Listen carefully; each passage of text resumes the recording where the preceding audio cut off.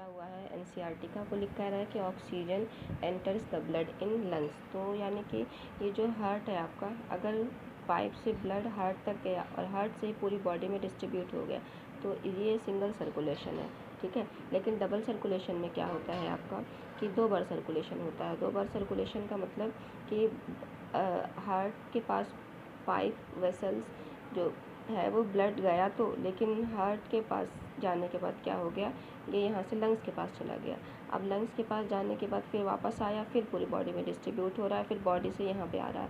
तो इस तरह का सर्कुलेशन जो होता है उसको डबल सर्कुलेशन कहा जाता है, ठीक है।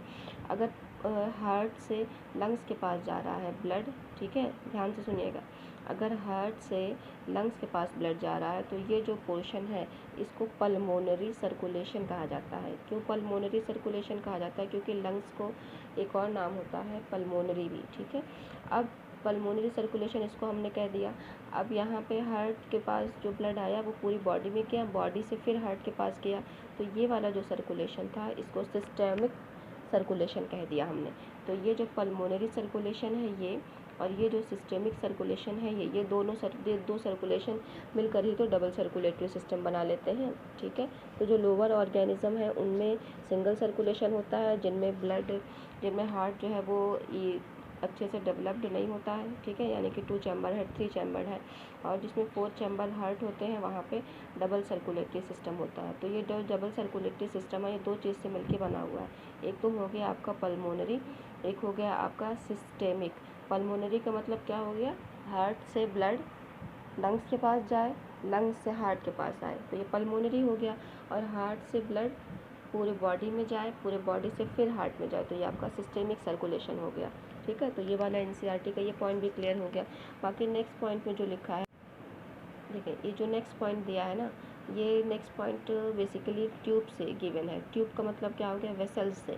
तो हमने पहले ही वेसल्स के बारे में पढ़ लिया है, आर्टरीज़ के बारे में, वेन्स के बारे में, और क्या पढ़ लिया हमने, कैपिलरीज़ के बारे में। तो ये यहाँ पे सिर्फ यही पॉइंट लिखा हुआ है कि कौन जो है वो ब्लड को कहाँ से कहाँ ले जाती है। तो आर्टरीज जो होती हैं वो ब्लड को हार्ट से पूरी बॉडी में ले जाती है। लार्जेस्ट जो होती है वो एओर्टा होती है, ठीक। कैसे ये काम करती है देखें, हार्ट जो था, हार्ट से एओर्टा के से पाइप से आया, एओर्टा जो है फिर डिवाइड हो गया पतली पतली आर्टरी में, आर्टरी फिर जो है छोटी छोटी पाइप्स में डिवाइड हो गई, इसको कह दिया आर्टेरियोल, ठीक है। एक सेकेंड फिगर देखें यहाँ पे, अभी समझ में आएगा। ये जो हार्ट था आपका, यहाँ से बड़ी सी पाइप निकल के, इसको कह दिया हमने एओर्टा, ये फिर डिवाइड हो गई आपकी आर्टरीज में, पतली हो गई तो वो आर्टरी में डिवाइड हो गई। अब ये जो आर्टरी है छोटी छोटी पाइप्स में डिवाइड हो गई, इसको कह दिया हमने आर्टेरियोल। अब ये आर्टेरियोल जो है वो ऐसे नेटवर्क लाइक स्ट्रक्चर बना ली। नेटवर्क लाइक स्ट्रक्चर बनाने के बाद ये नेटवर्क जो है दूसरी तरफ ज्वाइंट हो गया। ज्वाइंट होने के बाद ये नया पाइप बन गया। अब नया पाइप के बाद ये एक मोटा सा पाइप बन गया। तो यानी कि ये जो था वेन कावा, वेन, वेन्यूल, फिर ये जो स्ट्रक्चर बना हुआ है ये कैपिलरी है, ठीक है। तो हार्ट जो था HEART, यहाँ पे जो हार्ट था इससे पाइप निकल के आया एओर्टा, एओर्टा डिवाइड हो गया किसमें, आर्टरी में, आर्टरी जो है फर्दर डिवाइड हो गई आर्टेरियोल में, आर्टेरियोल और इधर वाले येलो वाला स्ट्रक्चर मिलकर के एक स्ट्रक्चर बना लिया कैपिलरी। कैपिलरी से जो आउट ग्रोथ हार्ट के पास ले जाने के लिए निकली वो वेन्यूल था, वेन्यूल ज्वाइंट होकर के वेन बना लिया, वेन से वेना कावा बना और ये हार्ट के पास चले गए। तो यहाँ पे ब्लड जो है वो ट्यूब्स, ब्लड वेसल जो है वो यहीं उसमें यही लिखा हुआ है, ठीक है। इसका मैं आपको फिगर दे दूँगी, so you can complete easily.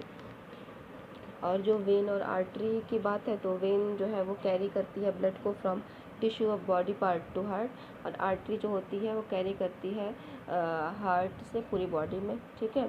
और ये जो है वेन जो है वो हाथ, अपना हाथ देखें, और जो ग्रीनिश दिखाई दे रही, ब्लूइश दिखाई दे रही, वही वेन है, ये सुपर सीटेड होती है, मतलब ऊपर की तरफ होती है, क्लोज टू द स्किन। और ये जो आर्टरी होती है येल्डिश होती है, ये अंडर द स्किन होती है, नीचे की तरफ होती है, ठीक है। अच्छा, और क्या हो गया, ये लेस मस्कुलर होती है वेन, और ये क्या होती है, मोर वेस्कुलर होती है, ठीक है। तो ये सारी चीज़ें आर्टरी और वेन की बात थी। तो आपके ऑलमोस्ट जो है वो एनसीईआरटी के सारे पॉइंट कवर हो गए हैं। एक पॉइंट रह गया है जो है वो ब्लड प्रेशर, ठीक है, ब्लड प्रेशर क्या होता है, और एक पॉइंट आपका रह गया है लिम्फ। अब लिम्फ क्या होता है, ब्लड प्रेशर क्या होता है, ये मैं आपको नेक्स्ट वीडियो में बता दूँगी।